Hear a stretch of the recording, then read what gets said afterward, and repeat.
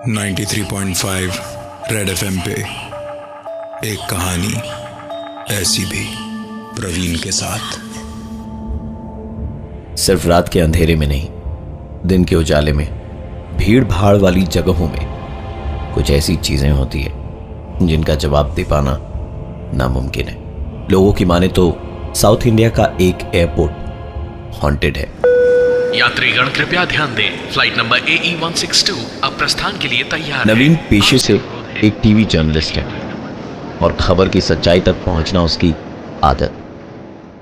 Bathroom में नवीन की मुलाकात एक आदमी से हुई जो देखते ही नवीन को पहचान गया। हाथ धोते धोते उस आदमी ने कहा, सर, अगर मेरी याददाश्त कमजोर ना हो तो आप वही टीवी जर्नलिस्ट है ना जब मैं थोड़े दिन पहले अपने चैनल पर दिखाया था कि ये एयरपोर्ट हॉन्टेड है। बुरा मत मानिएगा सर, आपके वो भूत वाले वीडियोस देखकर ना मेरे बच्चे को भी डर नहीं लगा। वो हिलता हुआ बक्सा और लिफ्ट में किसी की परछाई, सर मुझे ना सब वीडियो इफेक्ट्स का कमाल लगा। नवीन ने गहरी सांस ली और फिर कहा, बेशक आपने जो देखा वो वीडियो इफेक्ट्स का ही कमाल था, क्योंकि उस रात जब मेरे साथ इस एयरपोर्ट पर वो घटनाएं हुई तो मैं उन्हें रिकॉर्ड करने की हालत में नहीं था। नवीन हाथ धोकर वेटिंग लाउंज में जाकर बैठा ही था कि भाई साहब उनके बगल में जा बैठे और बोले, सर अगर आपके पास वक्त हो तो जरा हमें भी बताइए कि आपने देखा क्या था। वैसे भी हमारी और आपकी एक ही फ्लाइट है, अभी 1.5 घंटे बाकी है हमारे ख्याल से। अपने को पैसेंजर की बातें सुन नवीन ने उसे बताना शुरू किया। मैं उस दिन बाथरूम में था जब मैं वॉश बेसिन में अपने हाथ धो रहा था। मैंने एक आवाज सुनी। ये टॉयलेट के अंदर से फ्लश की आवाज थी। मैंने इस शीशे में देखा कि बाथरूम का दरवाजा खुला और अपने आप बंद हो गया, पर बाथरूम के अंदर से कोई भी बाहर नहीं निकला। मैंने आगे बढ़कर उस बाथरूम के दरवाजे को बाहर से अंदर की तरफ धकेला। दरवाजा पूरा खुला और मैंने देखा कि अंदर कोई नहीं था। उसी वक्त किसी ने दरवाजे को अंदर से बाहर की तरफ धक्का दिया। इस घटना के तुरंत बाद मैं बाहर आकर यहीं इसी सीट पर शायद वेटिंग लाउंज में बैठा ही था और अंदर घटी सारी घटना के बारे में सोच रहा था कि अचानक एक लड़की चीखती चिल्लाती हुई मेरे सामने से गुजरी। मैं पीछे की तरफ पलटा ये देखने के लिए कि उसके पीछे कौन है, तो वही लड़की फिर चिल्लाते हुए मेरे बगल से गुजर गई।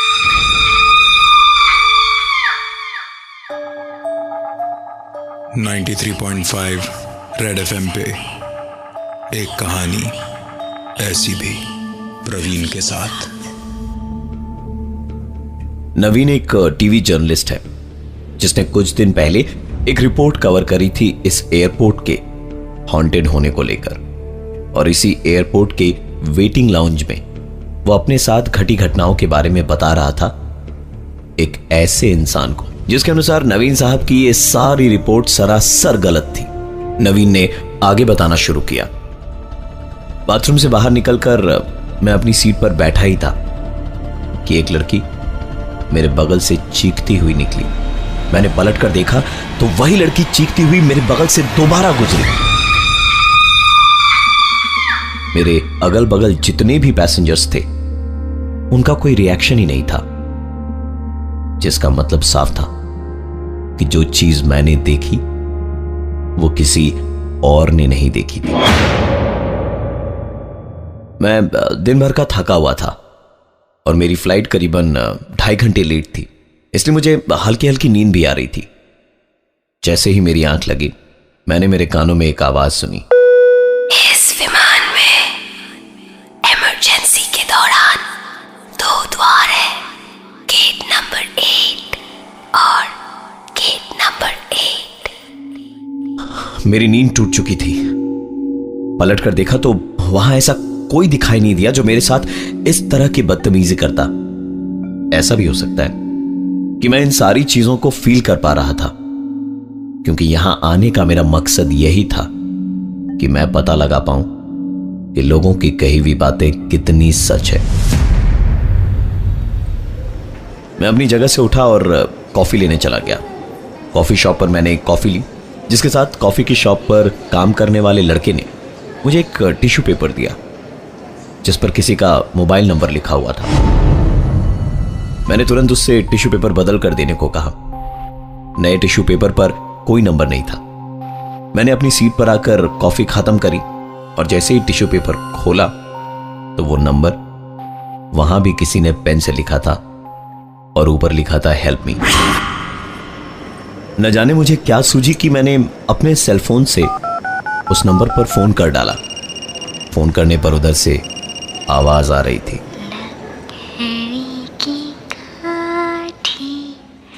यह आवाज मैं अपने फोन पर तो सुन पा रहा था, पर ऐसा लग रहा था जैसे फोन कहीं अगल बगल ही बज रहा हो, क्योंकि फोन को कान से हटाने पर भी आवाज मैं साफ साफ सुन पा रहा था। मैंने उस आवाज को फॉलो किया तो पता चला कि आवाज सामने रखे डस्टबिन से आ रही थी। शायद फोन वहीं पर हो। मैं डस्टबिन के अंदर झांकने को जैसे ही झुका कि किसी ने पीछे से मेरे कंधे पर हाथ रखा। 93.5 रेड एफएम पे एक कहानी ऐसी भी, प्रवीण के साथ। नवीन, जो पेशे से टीवी जर्नलिस्ट है, वो एयरपोर्ट के वेटिंग लाउंज में बैठकर अपने एक को पैसेंजर को उसके साथ इस एयरपोर्ट पर घटी घटनाओं के बारे में बता रहा था। बताया कि उसे टिश्यू पेपर पर एक नंबर मिला था जिसे डायल करने पर एक गाने की आवाज आई और यह आवाज फोन के अलावा उसे आस पास से भी सुनाई दे रही थी। नवीन ने आगे बताया कि मैंने आवाज को फॉलो किया तो वो डस्टबिन के अंदर से आ रही थी। मैं डस्टबिन के अंदर झांकने को जैसे ही झुका कि किसी ने पीछे से मेरे कंधे पर हाथ रखा। पलट कर देखा तो कॉफी शॉप वाला लड़का था जो मुझे चेंज देने आया था। इसके बाद मैंने डस्टबिन में झांका तो वहां कोई फोन नहीं था। मैंने दोबारा उसी नंबर पर कॉल किया तो आवाज आई, The number you're trying to reach is currently switched off. Phone disconnect करके मैं अपनी सीट पर जाकर बैठा ही था कि मेरा फोन बज उठा। ये रिंगटोन तो मेरे पास था ही नहीं, तो ये मेरे फोन पर कैसे बजा? मैंने फोन उठाया और मैं हेलो हेलो करता रहा, पर दूसरी तरफ से कोई आवाज नहीं आ रही थी। इससे पहले कि मैं फोन डिस्कनेक्ट करता कि मेरा ध्यान एक दूसरी आवाज की तरफ गया। मैंने एक लड़की को चीखते चिल्लाते और भागते हुए देखा जो सीधे जेंट्स वॉशरूम में घुस गई। न जाने मुझ में कहां से इतनी हिम्मत आई कि मैं दौड़ता हुआ वॉशरूम में घुस गया उसके पीछे पीछे। वॉशरूम के अंदर जो देखा उससे ज्यादा डरावना मैंने अपनी जिंदगी में आज तक कुछ नहीं देखा। बाथरूम में घुसते के साथ ही बाथरूम के अंदर आने का दरवाजा मेरी आंखों के सामने। बाथरूम के अंदर जो टॉयलेट्स थे उनके दरवाजे अपने आप खुलने और बंद होने लगे। और सबसे चौंकाने वाली बात, बाथरूम के शीशे में मैं उस लड़की को भागते और चीखते हुए देख पा रहा था, और ये मुझे सिर्फ और सिर्फ उस शीशे में ही दिखाई दे रहा था। 93.5 रेड एफएम पे एक कहानी ऐसी भी, प्रवीण के साथ। नवीन, जो पेशे से टीवी जर्नलिस्ट है, वो इस एयरपोर्ट के वेटिंग लाउंज में अपने साथी पैसेंजर को इस एयरपोर्ट पर उसके साथ घटे हादसों के बारे में बता रहा था।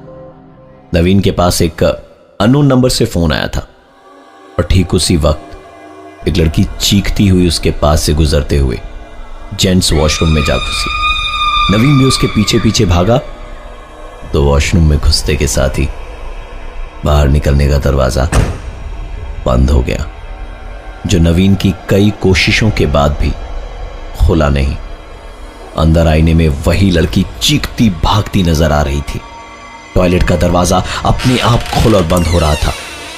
नवीन ने हेल्पलाइन पर फोन लगाने के लिए फोन निकाला तो देखा कॉल तब भी चालू था। उसने जैसे ही फोन लाइन डिस्कनेक्ट करी तो उस लड़की का चीखना चिल्लाना, टॉयलेट के दरवाजे का खुलना बंद होना सब रुक गया और वॉशरूम का मेन गेट भी अपने आप खुल गया।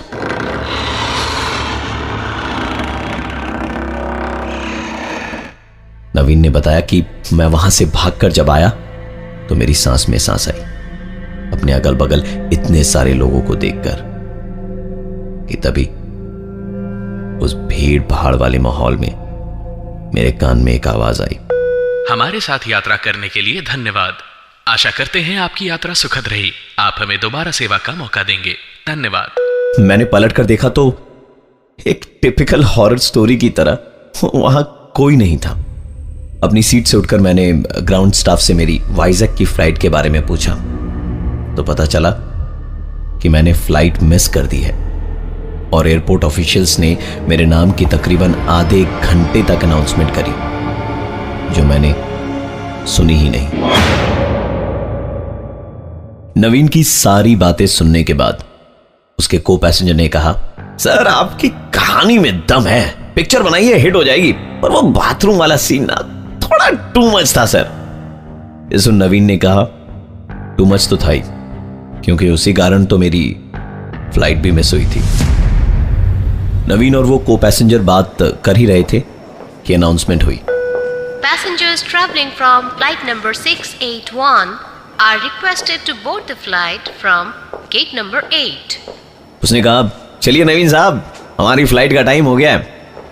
तो नवीन ने कहा, हमारी नहीं, सिर्फ आपकी, मुझे तो अभी वॉशरूम जाना है।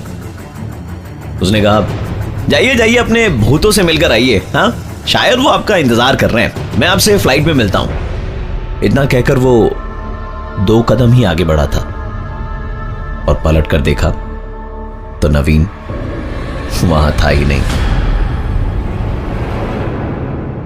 दरअसल उस एयरपोर्ट के हॉन्टेड होने की खबर को कवर करने के 1 वीक बाद नवीन की अचानक ही मौत हो गई।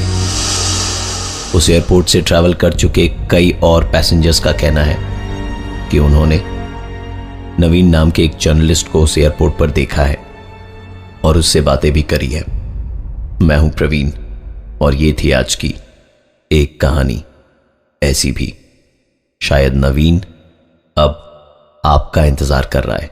लकड़ी की काठी, काठी पे घोड़ा। 93.5 रेड एफएम पे एक कहानी ऐसी भी, प्रवीण के साथ। दोबारा सुनने के लिए विजिट करिए हमारा YouTube channel 935 red TV. 93.5 red FM, बजाते रहो।